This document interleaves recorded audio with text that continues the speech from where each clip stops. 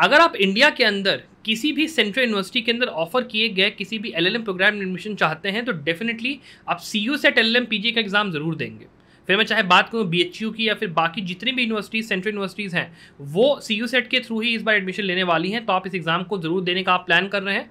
और आपको ये भी पता है कि ये एग्जाम 30 से लेकर 45 दिन में होने वाला है, तो अकॉर्डिंगली अगर आप इस चीज़ के सोच में हैं कि मैं प्रिपेयर कैसे करूं, इसकी स्ट्रैटेजी क्या होनी चाहिए, तो इस वीडियो के अंदर हम लोग पूरी की पूरी बात करने वाले हैं कि इस पेपर के अंदर जो आपका पार्ट ए आता है और जो आपका पार्ट बी आता है ना, उसको हमें कैसे प्रिपेयर करना है, कितने दिन में हमें क्या पढ़ाई करनी है, सिलेबस क्या है, पेपर पैटर्न क्या है, सारी की सारी चीज़ें इस वीडियो में हम लोग डिस्कस करने वाले हैं। तो इस वीडियो को लास्ट तक जरूर देखिएगा।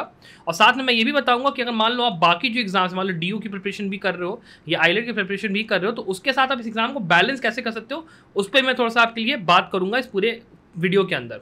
अब चलिए बिना देर के वीडियो को पहले शुरू करते हैं और बात कर लेते हैं एलिजिबिलिटी के ऊपर।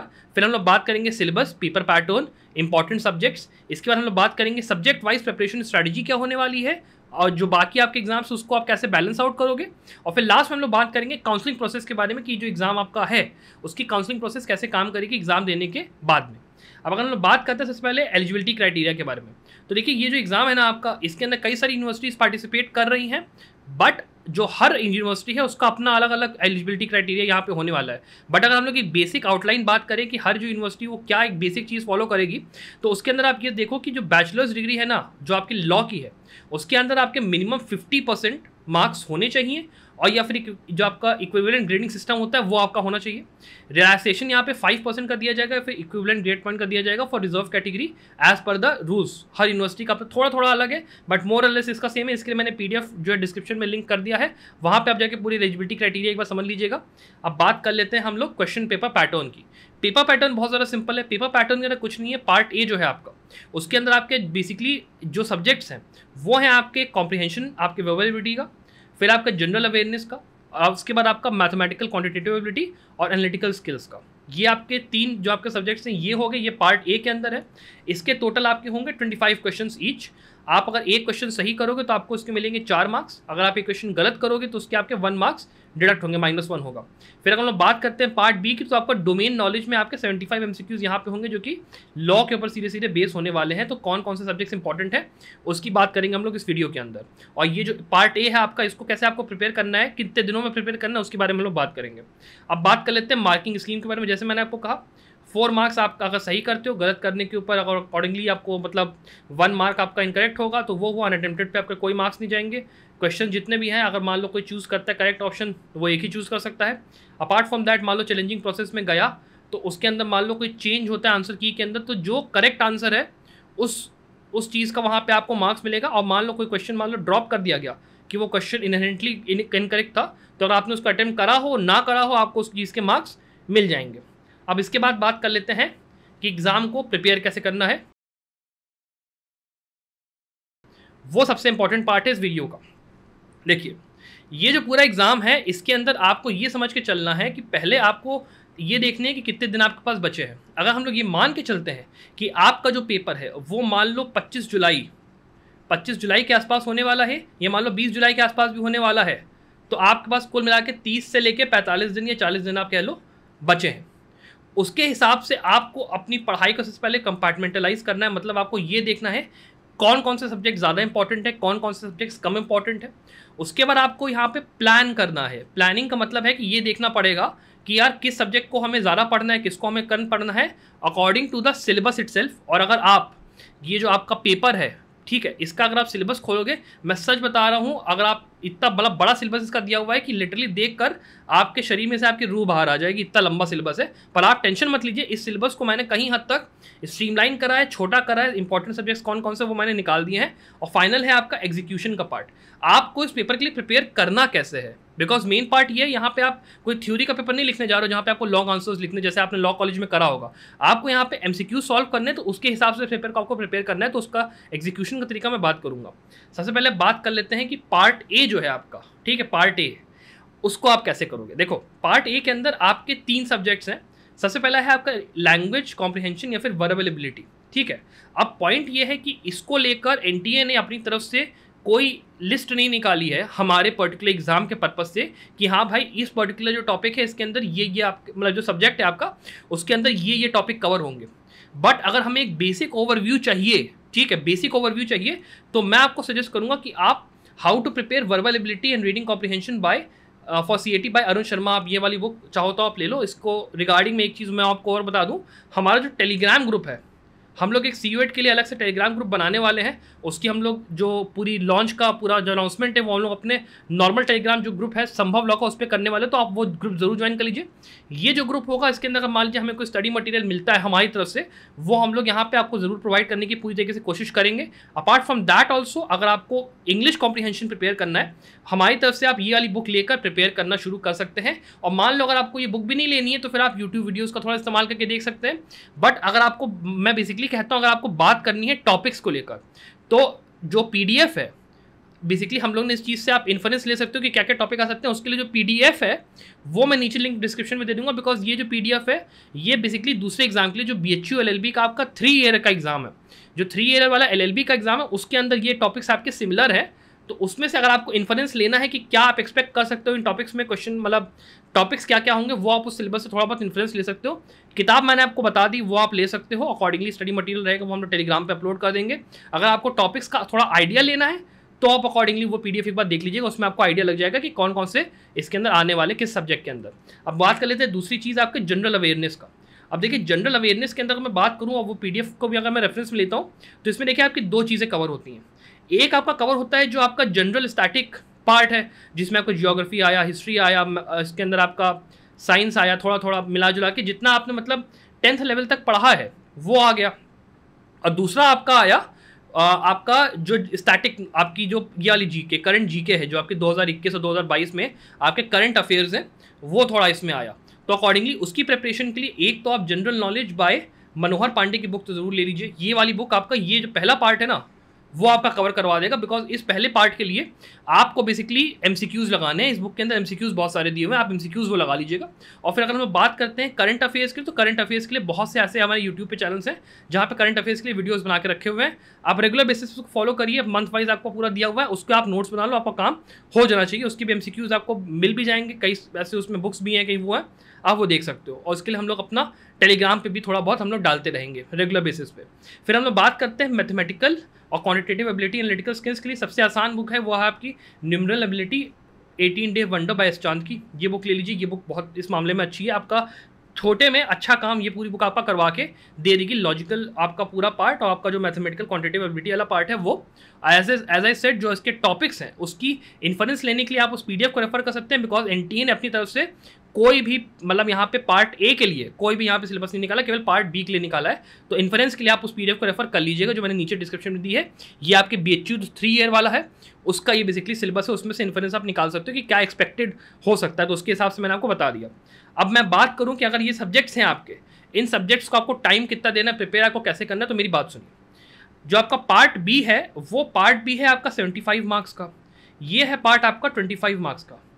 जहाँ तक आप खुद सोच के देखो, ये जो 75 मार्क्स है ना, ये 75 मार्क्स के अंदर हर बंदा जो कि ये एग्ज़ाम दे रहा है अच्छा स्कोर करेगा ही करेगा। जो रैंक डिसाइडर होगा वो ये 25 मार्क्स वाला पार्ट होगा, ये आप समझ के चलो। तो अकॉर्डिंगली इस पार्ट को हल्के में मत लीजिएगा, बिकॉज इस पार्ट में अगर आप अच्छा स्कोर करोगे तो डेफिनेटली अगर आपने इसमें अच्छा स्कोर करा है तो आप यहाँ पे बाजी मार जाओगे और थोड़ा आपको बेटर भी हो जाएगा। तो आपको अपने दिनों को उस हिसाब से यहाँ पे देखना है, करना है। मेरी जो सजेशन रहेगी वो ये है कि अगर हम लोग केवल बेस मिनिमम मानते हैं कि 30 डेज बचे हैं, 30 डेज के अंदर आप कम से कम 25 डेज दीजिए अपने पार्ट B को, यहाँ पे जो 75 मार्क्स वाला है। 5 दिन पूरे के पूरे आप चाहे उसको बीच में से निकाल लो, चाहे लास्ट के 5 दिन ले लो, बिकॉज ये जो आपका पार्ट है वो जल्दी जल्दी करना है, लास्ट में भी कर सकते हो, स्टार्ट में भी कर सकते हो, बट 5 दिन निकाल के केवल इंग्लिश का, जनरल अवेयरनेस का और मैथ्स का थोड़ा सा आप प्रैक्टिस करिए, MCQs लगाइए, रिवाइज करिए। नहीं तो फिर एक तरीका और आप कर सकते हो कि दिन को आप अपना डिवाइड करो इस तरीके से अपने डे को कि आप पार्ट A और पार्ट B को पैरेलल तरीके से पढ़ पाओ, मतलब 2 घंटा या 3 घंटा हर दिन 2-3 घंटा आप पार्ट A को दो, बाकी टाइम आप पार्ट B को दो। बट पार्ट A को छोड़ने की गलती मत करिएगा, ये क्योंकि आपका जो इंपॉर्टेंट है ना वो यहाँ पे ये है कि 25 मार्क्स वाला जो पार्ट है 75 में हर कोई स्कोर करेगा, बिकॉज वो लॉ का सब्जेक्ट है। हम सबके सब 5 साल से 3 साल से ये पढ़ते आ रहे हैं, MCQs लगाते आ रहे हैं, बाकी एग्जाम्स की भी हम प्रिपरेशन करते आ रहे हैं। हमारे लिए ये पार्ट आसान है, MCQs वाला ये पार्ट कठिन होना है, 25 वाला A पार्ट, इसको मत गलती से भी छोड़ दीजिएगा। अब मैं बात कर लेता हूँ सब्जेक्ट आपके जो बी पार्ट में है उनकी क्लासिफिकेशन के बारे में। अब देखिए ये जो क्लासिफिकेशन का पूरा टेबल है ये हम लोग ने बेसिकली एम्पेरिकल स्टडी करके निकाला है। जो CU सेट का आपका पेपर है इसमें अभी तक BHU एडेड नहीं था, इस साल से BHU आया है।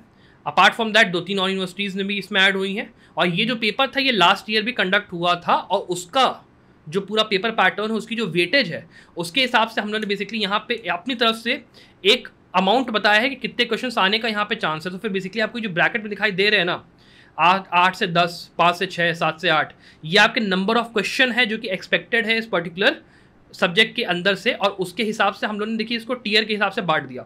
ये जो टीयर 1 सब्जेक्ट्स हैं ये आपके वो सब्जेक्ट्स हैं जिसमें सबसे ज़्यादा क्वेश्चंस आपके आएंगे। तो ऑब्वियस सी बात है दिमाग में आपके आना चाहिए कि हमें सबसे ज़्यादा टाइम इन सब्जेक्ट्स को देना है, इनके रिवीजन को देना है। मैं रिवीजन वर्ड क्यों यूज़ कर रहा हूँ, मेरी बात आप ये समझिएगा, ध्यान से सुनिएगा। देखिए आपको याद होगा रामायण के अंदर ना हनुमान जी जब थे, हनुमान जी बेसिकली भूल गए थे कि उनकी शक्तियाँ क्या थी। आपने 5 साल 3 साल अपने LLB में ये सारे के सारे सब्जेक्ट जितने दिए हुए सारे के सारे पढ़े हैं। बेसिकली होता क्या था कि मान लो आपने क्लासेस भी अटेंड नहीं करी, आपने मान लो अटेंड नहीं करा, आपने लेक्चर्स नहीं वो किए, लेकिन लास्ट के जो आखिरी के 2 दिन होते हैं ना किसी भी एग्जाम के पहले, हर इंसान पढ़ाई करता है, हर इंसान पढ़ाई करता है, नोट्स बटोरता है, रात रात भर जगता है, पूरा रट्टा मार के घोंट के पी जाता है, जाके लिख आता है पूरा एग्जाम। और वो जो मेमोरी होती है ना वो कहीं ना कहीं दिमाग के अंदर बनी रहती है, उसके अंदर कुछ ना कुछ होता है, बट आपको बस रिवाइज करने की जरूरत है, आपको पूरा वो याद आ जाएगा। तो आपको उस रिकॉल मेमोरी को अपनी वापस लाना है। हनुमान जी ने जैसे अपना याद करा दोबारा अपनी ताकतों को, वैसे आपको भी याद करना है। और अकॉर्डिंगली ये जितने भी सब्जेक्ट्स हैं इनको आपको 2-2 दिन में खत्म करने की यहाँ पे बहुत ज़्यादा ज़रूरत है। अगर आपने अभी तक पहले प्रिपेयर नहीं करा, अगर आप अभी से प्रिपरेशन शुरू कर रहे हो तब की मैं बात कर रहा हूँ, पहले से प्रिपेयर कर रहे हो तो फिर अकॉर्डिंगली आप केवल रिवीजन पे जाओ, 2-2 दिन में रिवाइज करते हुए खत्म करो। शुरुआत से पढ़ रहे हो तो फिर और टाइम आपको देना पड़ेगा, बट जो प्रिपरेशन की स्ट्रैटेजी है आपको हर जो टॉपिक है उसको बराबर से टाइम नहीं देना है। ये नहीं है कि आप कॉन्स्टिट्यूशन ज़्यादा पढ़ लिया, उसको कम कर लिया और इसको कर दिया, उसको कर दिया, ऐसा नहीं, पूरा पढ़ना है। अगर मैं बात करूं कि आप कौन से सब्जेक्ट्स को स्किप कर सकते हो तो आपके IPR, labour law, environment law, interpretation of statute और ये जो टैक्सेशन और CPC है, इसके अंदर कुछ ऐसे सब्जेक्ट्स हैं जो बहुत ज़्यादा कठिन है। जैसे मैं बात करता हूँ यहाँ पे टैक्सेशन की, CPC की, इसके बाद मैं बात करता हूँ यहाँ पे मान लीजिए IPR की, ये भी थोड़ा आसान होता है बट कुछ लोगों के लिए कठिन पड़ता है। बाकी आपका labour law, environmental law, interpretation of statute आपका छोटा सब्जेक्ट है, बट अगर आपसे नहीं हो पा रहा आप ये सब्जेक्ट्स को उतना ध्यान मत दो, बट बाकी सब्जेक्ट्स जितने हैं इनको आपको कायदे से करना पड़ेगा। इसमें भी एक एक्सेप्शन है आपका ट्रांसफर ऑफ प्रॉपर्टी एक्ट। इसके अंदर केवल और केवल एक काम ये करिएगा कि आप जो आपके इंपॉर्टेंट आपके जो टॉपिक्स जैसे लीज हो गया, ठीक है, मॉर्गेज हो गया, या फिर आपके जो डॉक्ट्रीन्स होते हैं उनको आप बेसिकली पढ़ लो ज़्यादा, बट डीप मत जाओ, बहुत डीप स्टडी मत करो। 3 से 4 क्वेश्चन आते हैं तो बेसिकली बहुत ही सिंपल क्वेश्चन आते हैं। CUET में बहुत कठिन क्वेश्चन, आपको उम्मीद करने की जरूरत नहीं कि बहुत कठिन पेपर आएगा, तो आप इसको कर लोगे कहीं ना कहीं। तो इसके अंदर आप काम ये कर सकते हो कि आप केवल MCQs लगाओ, ठीक है। TPA के अंदर आप जाओ, केवल MCQs लगाओ। फिर मैं बात करता हूँ CRPC की।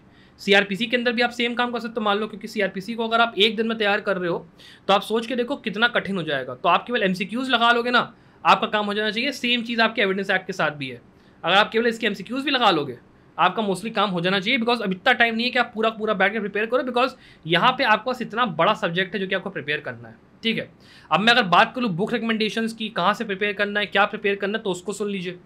एक आपकी बुक आती है AK जैन की, ये आप सबको पता है। AK जैन की ये जो बुक होती है इसके अंदर सारा का सारा जितना मटेरियल इसमें दिया होता है वो पूरा कवर्ड है।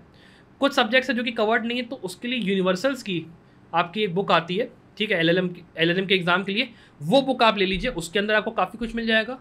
अगर उससे भी नहीं चल रहा है तो फिर सिंगल्स की बुक आती है, उसके बाद आप उसको देख सकते हो। मतलब इनमें से मैं बेसिकली कह ये रहा हूँ कि कहीं से आपको आपके दोस्त के थ्रू मिल जाए या कहीं कुछ दूसरे सोर्सेज मिल जाए, इन बुक्स में से प्रिपेयर करना शुरू करिए। बस एक चीज़ का ध्यान रखिएगा कि जब आप किसी एक बुक से पकड़ के, अगर आप मान लो AK जैन से प्रिपेयर कर रहे हो कॉन्स्टिट्यूशनल और बाकी सब्जेक्ट्स को, तो केवल AK जैन से करिएगा, बाकी किसी बुक में मत जाइएगा, बिकॉज उससे टाइम आपका केवल खराब होगा। केवल एक बुक पे स्टिक करिएगा, उसी से केवल अपनी थ्योरी प्रिपेयर करिएगा, जिसमें आपको थ्योरी बेटर दिखे उस बुक से प्रिपेयर करिए, ठीक है। और दूसरी चीज़ ये है कि जिस बुक में मान लो ऐसे सब्जेक्ट्स की थ्योरी नहीं दी है तो उसके लिए आप सीरीज़ को बदलो। ये देखो कि कौन सी जगह से आपको PDF मिल सकता है, क्या मिल सकता है, कैसे मिल सकता है, वहाँ से प्रिपेयर करो। और उसके अलावा एक और मैं आपको ऑप्शन देता हूँ। देखो अगर मान लो आपको बुक से प्रिपेयर करने में दिक्कत हो रही है, बिकॉज क्या होता है ना कि जब आप बुक से प्रिपेयर कर रहे हो तो आप केवल जो वर्ड्स है उनको पढ़ रहे हो। वर्ड्स को पढ़ते हुए क्या होता है, बड़ी मोनोटोनस सिचुएशन हो जाती है कि यार मैंने 1 पन्ना पलटा, 2 पन्ना पलटा, 3 पन्ना पलटा, पढ़ता गया, लेकिन उसमें आप कहीं ना कहीं बोर हो जाओगे, आपका अटेंशन स्पैन आपका वीक हो जाएगा। ठीक है, उसके लिए आप क्या कर सकते हो, आप यूट्यूब के ऊपर मैराथन सीरीज़ पे जा सकते हो। मैराथन इन द सेंस कि वीडियो लेक्चर्स जो होते हैं ना आपके, बहुत से अच्छे यूट्यूबर्स ने डाल के रखे हुए हैं प्लेलिस्ट पूरी की पूरी सारे सब्जेक्ट्स के लिए। आप कुछ मत करो, कॉन्स्टिट्यूशन खोलो, कॉन्स्टिट्यूशन के अंदर प्लेलिस्ट खोलो, प्लेलिस्ट के अंदर से पूरा पढ़ डालो। और क्योंकि आप समझ लो आपको पढ़ाई करनी है, पढ़ाई करने के बाद आपको एमसीक्यू लगाने हैं। एमसीक्यू के लिए आपके पास एज आई सेड सिंघल की एक आपकी पूरी मोटी वॉल्यूम की बुक आती है, सिंगल्स की आप ले सकते हो। उसके अंदर से आपके एमसीक्यूज बहुत अच्छे दिए हुए हैं, पूरा का पूरा वो लगा लो, आपका काम इस एग्जाम के लिए तो पक्का ही हो जाएगा, बिकॉज उसमें इतने सारे एमसीक्यूज दिए हुए हैं ना, आप लगा लगा के थक जाओगे, एमसीक्यूज खत्म नहीं होंगे। ये इस बुक की खासियत है। यूनिवर्सल्स के साथ भी थोड़ा बहुत मोर और लेस हालत वो है, बट थोड़ी छोटी वो बुक है। तो अकॉर्डिंगली सिंगल्स या यूनिवर्सल्स में से आप कुछ एक ले सकते हो। एंड अपार्ट फ्रॉम दैट, अगर आप यूट्यूब वाला काम ये कर लेते हो तो कहीं ना कहीं आपका मेजोरिटी जितने सब्जेक्ट्स हैं ना वो एक एक दिन में भी, दो दो दिन में खत्म हो जाएंगे। अब अगर हम लोग बात कर लेते हैं केवल टीयर 1 सब्जेक्ट्स के लिए कि आपको इसमें कौन कौन से इंपॉर्टेंट टॉपिक्स देख लेना है, वो मैं आपको थोड़ा बता देता हूँ। जो टीयर 2 के सब्जेक्ट्स है उसके लिए मैं आपको यही रिकमेंड करूंगा कि आप केवल और केवल एमसीक्यूज पे जाइए। आप थ्योरी के ऊपर तो दिमाग मत खराब करिए। मान लो आपको थ्योरी वीक है, यूट्यूब पे जाइए, मैराथन कर लीजिए, अपना मैराथन करके एमसीक्यूज लगा लीजिए। बिकॉज अगर आपको कुछ नहीं आता, मैराथन करो, थोड़ा आता है, केवल एमसीक्यूज लगाओ। एमसीक्यूज लगाने के बाद जो जो एमसीक्यू गलत करो उसका वन लाइनर बना लो या उसको रट लो धीरे धीरे करके। मतलब पेंसिल्स लगाते जाओ, रटते जाओ, उसी से काम होगा। जल्दी जल्दी करना है यहाँ पे, ये नहीं है कि आप बैठे रहो पूरे को आप। अब अगर मैं बात करता हूँ कॉन्स्टिट्यूशनल लॉ की, सबसे पहले तो कॉन्स्टिट्यूशनल लॉ के अंदर आपका preamble, fundamental rights, fundamental duties और डीपीएसपी इंपॉर्टेंट है। Union state executive, union state legislature, आपका जुडिशरी, इमरजेंसी पावर, आपके temporary, transitional, special provisions respect to certain states और इलेक्शन कमीशन ऑफ इंडिया। ये जितने टॉपिक्स हैं ये आपके इस एग्जाम के पर्पस के लिए थोड़ा इंपॉर्टेंट है, बिकॉज इसमें से ही सबसे ज़्यादा चांस एग्जाम आने का। बिकॉज आप ये समझ के चलिए कि ये जो पेपर है ये एनटीए कंडक्ट करवा रहा है। तो एनटीए क्या करता है ना, they like to keep their syllabus very very still, और जैसा आता है वैसा ही वो लोग देंगे। बहुत ज़्यादा वो लोग इधर उधर नहीं भागते हैं। तो उनके जो बिल्कुल जो सबसे इंपॉर्टेंट पेट टॉपिक्स होते हैं, बिकॉज आप बेसिकली सिलेबस जब खोल के देखोगे तो सिलेबस के अंदर पूरा का पूरा आपका एलएलबी का सिलेबस ही उन्होंने उठा के दे दिया है वहाँ पे, और उन्होंने कुछ नहीं करा है। तो आप बेसिकली इतना इन्फ्लुएंस लगाओ कि उस एलएलबी के सिलेबस के अंदर कौन से वो टॉपिक्स हैं जो ज़्यादा इंपॉर्टेंट है, आपने कॉलेज में पढ़े, कौन से वो हैं जो कम इंपॉर्टेंट है। उसके हिसाब से ये टॉपिक्स हमारे हिसाब से सबसे ज़्यादा इंपॉर्टेंट, बिकॉज देखिए यहाँ पे जो एग्जाम है उसके ना बीएचयू और बाकी कॉलेज से एंट्री ली है, एग्जाम का लेवल थोड़ा बढ़ने वाला है, एग्जाम की जो डिफिकल्टी वो थोड़ी बढ़ने वाली। तो अकॉर्डिंगली आप एक काम ये कर सकते हो, हम लोगों ने एक बहुत ही छोटा सा कोर्स यहाँ पे निकाला है 5 मॉक टेस्ट का। ये जो 5 मॉक टेस्ट हैं आपके, इसके अंदर हम लोग के हिसाब से जितने भी आपके इंपॉर्टेंट आपके क्वेश्चंस जिस पैटर्न में सीयू सेट करेगा वो हमने यहाँ पे करके दिए हैं। अगर आपको एनरोल करना है इस मॉक टेस्ट सीरीज में, आप जरूर एनरोल कर लीजिए। केवल 200 रुपीज़ का है, बहुत महंगा हम लोगों ने कोशिश करी ना रखें। 5 मॉक टेस्ट से लगा लीजिए, थोड़ा आपका हेल्प हो जाएगी। अगर आपको लेना आप ले सकते हो। अकॉर्डिंगली ये जितने टॉपिक्स हैं इनको आप देख लीजिएगा। फिर बात करते हैं हम लोग इंडियन पीनल कोड की। इंडियन पीनल कोड के अंदर 7 से 8 क्वेश्चंस आने का चांस है। तो अकॉर्डिंगली आप इसकी इंपॉर्टेंस खुद भी डिसाइड कर सकते हैं। मैं कहूँगा 2 दिन दीजिए इस पूरे पेपर को, मतलब टॉपिक को, सब्जेक्ट को। इसके अंदर आपके general principles of criminal liability, actus reus, mens rea वगैरह, stages of crime, general exceptions, offences against human body, offences against आपका स्टेट और terrorism, offences against property, offences against women and children, drug trafficking, counterfeiting, offences against public tranquillity and theories and kinds of punishment वगैरह, और victim compensation वाला। ये पूरा part आपका कहीं ना कहीं इंपॉर्टेंट है, आप इसको देख लीजिएगा ज़रूर। ये आपका 7 से 8 क्वेश्चन इसमें आएंगे। तो आपको केवल इसमें बेसिकली 2 दिन आप इसको प्रॉपर दे के चलिएगा। इसके बाद हम लोग बात कर लेते हैं जूरिस्प्रूडेंस की। अब देखिए जूरिस्प्रूडेंस एक ऐसा सब्जेक्ट है जिसको पढ़ने में और समझने में टाइम ज़रूर लगता है, बट इस पॉइंट ऑफ टाइम के लिए आपको ये ध्यान रखना है कि ये क्लैट पीजी का पेपर नहीं है, ये सिंपली जूरिस्प्रूडेंस का पेपर है। जूरिस्प्रूडेंस के अंदर आपको सिंपल क्वेश्चंस आएंगे, सीधे सीधे पूछेंगे कि किसने क्या बोला, या ये थ्योरी का ये बताओ, उस थ्योरी का वो बताओ। ज़्यादा कुछ आएगा नहीं, तो बहुत ज़्यादा टेंशन लेने की जरूरत नहीं है। Accordingly meaning and scope of jurisprudence, nature and sources of law, आपके जितने स्कूल्स होते हैं वो, administration of justice, law and morality, rights and duties, legal personality, property ownership, possession और लाइबिलिटी, ये जितने टॉपिक्स हैं इनको आप कर लोगे, मोस्टली आपका काम हो जाना चाहिए। एज आई सेड 2 दिन का टाइम दे दीजिए जूरिस्प्रूडेंस को, अच्छा रहेगा। बिकॉज आप बाकी सब्जेक्ट्स के लिए भी प्रिपेयर करो, बाकी एग्जाम के लिए भी प्रिपेयर कर रहे हो, तो ये आपके लिए पढ़ना कहीं ना कहीं ज़्यादा इंपॉर्टेंट होता है जूरिस्प्रूडेंस को। फिर हम लोग बात कर लेते हैं इंटरनेशनल लॉ की। इंटरनेशनल लॉ भी उतना ही इंपॉर्टेंट है जितना आपके लिए जूरिस्प्रूडेंस था। इसको भी अगर आप 2 दिन दे के चलते हो तो आपका काम अच्छा रहेगा। आप यहाँ पे देखो 5 से 6 क्वेश्चन आते हैं। अकॉर्डिंगली आपका लॉ ऑफ सीज के अंदर का जो टॉपिक्स है, टेरिटोरियल सी का, कॉन्टिग्यूअस जोन का, इकोनॉमिक ईजी का, या फिर आपका रिकग्निशन की बात करें, सीरियस रिकग्निशन हो गया, डिफैक्टो, डी ज्यूरे वगैरह, ग्रुप राइट्स की बात होगी, प्रिजनर्स राइट, आपका रेफ्यूजी राइट, इंडिजिनस पीपल, बाकी जो आपके राइट्स होते हैं ग्रुप्स के वो, फिर एक्स्ट्राडिशन के अंदर बात करें state jurisdiction, customary law, treaty law, फिर यूनाइटेड नेशंस की बात करें, जनरल असेंबली, सिक्योरिटी काउंसिल, बाकी सब चीज़ें, या फिर पीस सेटलमेंट्स की बात करें। ये जो आपके टॉपिक्स हैं ये इंपॉर्टेंट है। इन टॉपिक्स को करने में थोड़ा टाइम लगा लीजिए और इसको करके अच्छे से प्रिपेयर करिए। अगर मैं बात करूँ इसके आगे, ठीक है, फैमिली लॉ की, फैमिली लॉ वो सब्जेक्ट जिसमें अगर आप एक दिन भी दे दोगे तो आपका हो जाना चाहिए, बट आपको ध्यान ये रखना है कि आप इस पूरे सब्जेक्ट को, जो कि ये सब्जेक्ट आसान होता है, आप इसको करो लेकिन अच्छे से करो। और अगर आप बाकी एग्जाम्स के लिए भी प्रिपेयर करो, मतलब ड्यू के लिए भी प्रिपेयर कर रहे हो, तो ये आपका अच्छे से प्रिपेयर होना चाहिए, ये क्योंकि इंपॉर्टेंट सब्जेक्ट्स सबसे ज़्यादा आते हैं।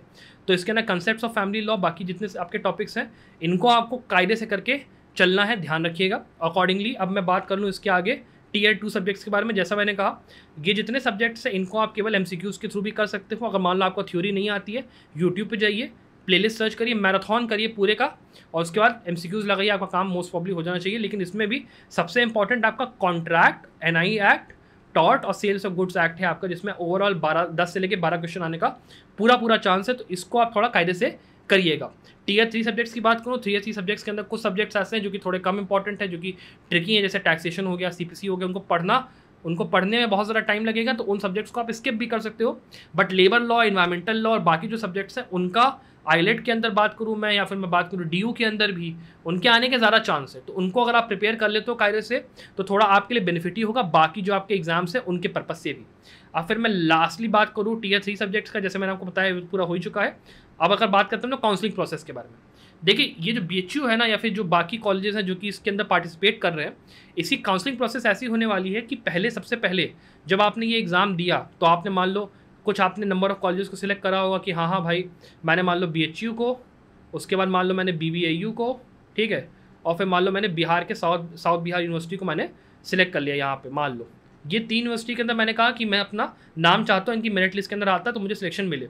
तो क्या होगा कि जैसे बीएचयू के अंदर जो एलएलएम के प्रोग्राम होते हैं ना, उन सब की खुद की एक अलग मेरिट लिस्ट निकलेगी, जिसमें कि जितने भी बच्चे थे उसमें से टॉप 50 या टॉप 100 जो कि उनको काउंसलिंग राउंड 1 में बुलाने वो बुलाएंगे। उसके लिए आपकी जो कैटेगरी वाइज लिस्ट है वो अलग होगी, जो आपकी जनरल लिस्ट है वो दोनों अलग अलग होंगी। उसमें आप अगर अपना नाम देखोगे तो आपको अगर नाम दिख रहा है आप काउंसलिंग में बैठ सकते हो, नाम अगर नहीं तो अकॉर्डिंगली आपको पता है। अगर मान लो इसमें ऐसा होता है कि बीएचयू ने फर्स्ट राउंड की काउंसलिंग करवाई, उनका यहाँ पे जो नंबर ऑफ स्टूडेंट्स थे मान लो वो फुलफिल यहाँ पे क्राइटेरिया नहीं हुआ, तो वो सेकंड राउंड निकालेंगे, नहीं होगा थर्ड राउंड निकालेंगे, नहीं होगा फोर्थ राउंड निकालेंगे।